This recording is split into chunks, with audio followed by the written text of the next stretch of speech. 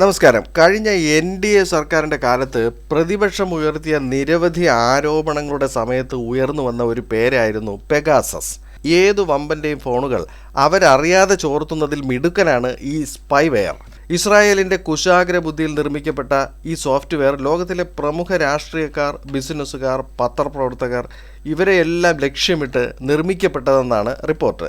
തങ്ങളുടെ ഫോണുകളെല്ലാം സർക്കാർ പെഗാസസ് ഉപയോഗിച്ച് ചോർത്തുന്നു എന്ന് പ്രതിപക്ഷ നേതാവ് രാഹുൽ ഗാന്ധി ആരോപിക്കുകയും പാർലമെന്റിൽ വലിയ ഒച്ചപ്പാട് സൃഷ്ടിക്കുകയും ചെയ്തിരുന്നു. പിന്നീട് ഈ വിഷയം മങ്ങിപ്പോവുകയും ചെയ്തു. എന്നാൽ കഴിഞ്ഞ ദിവസങ്ങളിൽ iVerify എന്ന പേരിൽ പ്രവർത്തിക്കുന്ന സോഫ്റ്റ്വെയർ സുരക്ഷാ കമ്പനിയുടെ റിപ്പോർട്ട് പ്രകാരം സാധാരണക്കാരുടെ ഫോണുകളിലേക്കും പെഗാസസ് എത്തി എന്ന വാർത്ത പുറത്തു വന്നിരിക്കുകയാണ്. ഇസ്രായേലി കമ്പനിയായ NSO ആണ് ഈ ചാര സോഫ്റ്റ്വെയർ വികസിപ്പിച്ചിരിക്കുന്നത്. ചാര സോഫ്റ്റ്വെയറുകളെ കണ്ടെത്തുവാനായി iVerifyക്കുള്ള സംവിധാനമാണ് ത്രെഡ് ഹണ്ടർ. ഇതിലൂടെ പരിശോധിച്ചപ്പോഴാണ് ഫോണുകളിൽ പെഗാസസിൻ്റെ സാന്നിധ്യം അവർ കണ്ടെത്തിയത്. ലോകത്തിലെ പലയിടങ്ങളിൽ സാധാരണക്കാർ ഉപയോഗിക്കുന്ന 2500ഓളം ഫോണുകൾ സ്കാൻ ചെയ്തപ്പോൾ 7 ഫോണുകളിൽ പെഗാസസിനെ കണ്ടെത്തി. ഏറ്റവും സുരക്ഷിതം എന്ന് അവകാശപ്പെടുന്ന ഐഫോണുകളിലും ആൻഡ്രോയിഡിലും ഇതിനെ കണ്ടെത്തിയിരിക്കുകയാണ്.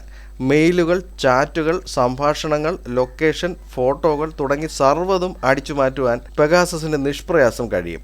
സാധാരണ ഫോണുകളിൽ ഇത്തരം ചാര സോഫ്റ്റ്വെയറുകൾ കടന്നു കയറുമ്പോൾ ചില ലക്ഷണങ്ങൾ കാണിക്കാറുണ്ട്. ഫോൺ ഹാങ് ആകുക, ആപ്പുകൾ തനിയെ തുറക്കുക തുടങ്ങിയ പ്രശ്നങ്ങളൊക്കെ ഉണ്ടാകും. എന്നാൽ പെഗാസസ് കടന്നു കയറിയാൽ ഒരു ഈച്ച പോലും അറിയാതെ വർഷങ്ങളോളം ഫോണിൽ ഒളിഞ്ഞിരിക്കും. 2011 ഇസ്രായേലിലെ സൈബർ ഇൻ്റലിജൻസ് കമ്പനിയായ NSO ഗ്രൂപ്പ് ഇത് വികസിപ്പിച്ചത്. അപരിചിത ലിങ്കുകളിൽ ക്ലിക്ക് ചെയ്യുക, ആവശ്യമില്ലാത്ത ആപ്പുകൾ ഡൗൺലോഡ് ചെയ്യുക, പബ്ലിക് വൈഫൈകൾ ഉപയോഗിക്കുക തുടങ്ങിയവയെല്ലാം വളരെ അപകടകരമാണ് എന്ന് എല്ലാവർക്കും അറിയാവുന്നതാണ്. ഇപ്പോൾ 7 ഫോണുകളിൽ മാത്രമാണ് iVerifyയുടെ ത്രെഡ് ഹണ്ടിങ്ങിലൂടെ ഇത് കണ്ടെത്തിയതെങ്കിലും ഇത് വലിയൊരു ഭീഷണി തന്നെയാണ്.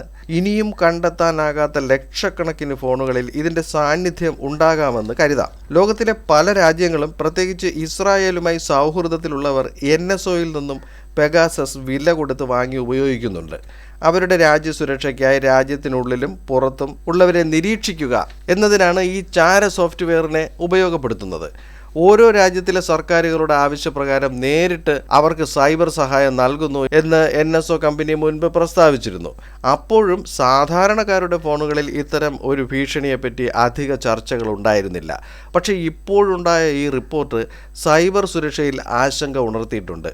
ഇനി ഈ വാർത്തയോടൊപ്പം മറ്റൊരു വാർത്ത കൂടി പറയാം. അടുത്ത കാലത്ത് കേന്ദ്ര ഗവൺമെൻറ് ഫോൺ ചോർത്തലുമായി ബന്ധപ്പെട്ട ഒരു വിജ്ഞാപനം പുറത്തിറക്കിയിരുന്നു. പോലീസ് അടക്കമുള്ള അന്വേഷണ ഏജൻസികൾ നടത്തുന്ന ഫോൺ ചോർത്തലുകൾക്ക് കേന്ദ്ര കമ്മ്യൂണിക്കേഷൻ മന്ത്രാലയം ഒരു അന്തിമ വിജ്ഞാപനം പുറത്തിറക്കിയിരിക്കുകയാണ്. ഇത് പ്രകാരം ഒരു അടിയന്തര സാഹചര്യത്തിൽ അന്വേഷണ ഏജൻസികൾ സ്വന്തം നിലയിൽ നടത്തുന്ന ഫോൺ ചോർത്തലുകളുടെ വിശദവിവരം കേന്ദ്ര, സംസ്ഥാന ആഭ്യന്തര സെക്രട്ടറിക്ക് നൽകണം. ആഭ്യന്തര സെക്രട്ടറി ഇത് 7 ദിവസത്തിനുള്ളിൽ അംഗീകരിച്ചില്ലെങ്കിൽ ഇങ്ങനെ ചോർത്തിയ വിവരങ്ങൾ 2 പ്രവൃത്തി ദിവസത്തിനകം നശിപ്പിക്കണമെന്നാണ് പുതിയ വ്യവസ്ഥ. ഈ വിവരങ്ങൾ കോടതിയിൽ തെളിവായി സമർപ്പിക്കുന്നതടക്കം ഒന്നിനും ഉപയോഗിക്കാനും പാടില്ല. രാജ്യസുരക്ഷയ്ക്ക് വെല്ലുവിളി ഉണ്ടാകുന്ന പ്രത്യേക സാഹചര്യത്തിൽ വ്യക്തികളുടെ മെസ്സേജുകൾ, കോളുകൾ, മറ്റു ചാറ്റുകൾ ഇവയെ നിരീക്ഷിച്ച് അത് വിലക്കാൻ കമ്പനികൾക്ക് നിർദ്ദേശം നൽകാൻ സർക്കാരിന് സാധിക്കും. ഈ നിർദ്ദേശം നൽകുന്നത് കേന്ദ്ര, സംസ്ഥാന ആഭ്യന്തര സെക്രട്ടറിമാർ ആയിരിക്കും. വളരെ അടിയന്തര സാഹചര്യമാണെങ്കിൽ ജോയിൻറ്റ് സെക്രട്ടറി, IG റാങ്കുള്ള ഉദ്യോഗസ്ഥർ എന്നിവർക്ക് തന്നെ ഇത്തരം നിയമപരമായ ഫോൺ ചോർത്തലിന് ഉത്തരവിടാം. പക്ഷേ അവർ ഈ വിവരം 3 ദിവസത്തിനകം ആഭ്യന്തര സെക്രട്ടറിയെ അറിയിക്കണം. 7 ദിവസത്തിനകം ഇതിന് അംഗീകാരമോ അതോ നിരസിക്കലോ ചെയ്യുവാനുള്ള അധികാരം ആഭ്യന്തര സെക്രട്ടറിക്ക് ഉണ്ടാകും. ഇതൊക്കെ പരിശോധിക്കാൻ കേന്ദ്രത്തിൽ ക്യാബിനറ്റ് സെക്രട്ടറി അധ്യക്ഷനായ സമിതിയും അതുപോലെ സംസ്ഥാനത്തിൽ ചീഫ് സെക്രട്ടറി അധ്യക്ഷനായ റിവ്യൂ കമ്മിറ്റിയും ഉണ്ടാകും. 2 മാസത്തിലൊരിക്കൽ ഇവർ യോഗം ചേർന്ന് ഇത്തരം ഫോൺ ചോർത്തലുകൾ നിയമപരമാണോ എന്ന് വിലയിരുത്തുകയും അല്ലാത്തവ നശിപ്പിക്കുവാനും നിർദ്ദേശം നൽകുകയും വേണം. ആഭ്യന്തര സെക്രട്ടറിമാർക്ക് 60 ദിവസം വരെ ഫോൺ നിരീക്ഷിക്കാൻ ഉത്തരവിടാം. എന്നാൽ 180 ദിവസം കഴിയുവാൻ പാടില്ല. 2023 ടെലികോം നിയമപ്രകാരം സംസ്ഥാന, കേന്ദ്ര അക്രഡിറ്റേഷനുള്ള മാധ്യമ പ്രവർത്തകരുടെ വാർത്താപരമായ സന്ദേശങ്ങൾ ഇത്തരത്തിൽ തടസ്സപ്പെടുത്തുവാൻ പാടില്ല. ദേശസുരക്ഷാ വിഷയങ്ങളിൽ ഇത്തരം സന്ദേശങ്ങൾ ഇന്റർസെപ്റ്റ് ചെയ്യാം.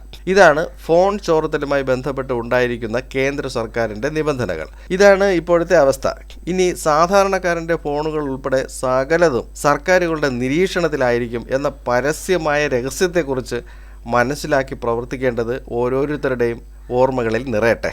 ഇന്നത്തെ ഡിജിറ്റൽ യുഗത്തിൽ ആരും അദൃശ്യരല്ല, എല്ലാവരും കണക്റ്റഡ് ആണ് എന്നതാണ് ഒരു യാഥാർത്ഥ്യം. മറ്റൊരു വീഡിയോയിൽ മറ്റൊരു വിഷയവുമായി വീണ്ടും കാണാം. ചാനൽ സബ്സ്ക്രൈബ് ചെയ്യുക. വീഡിയോയ്ക്ക് ലൈക്ക്, കമൻറ്റ്, ഷെയർ എന്നിവയൊക്കെ നൽകുക.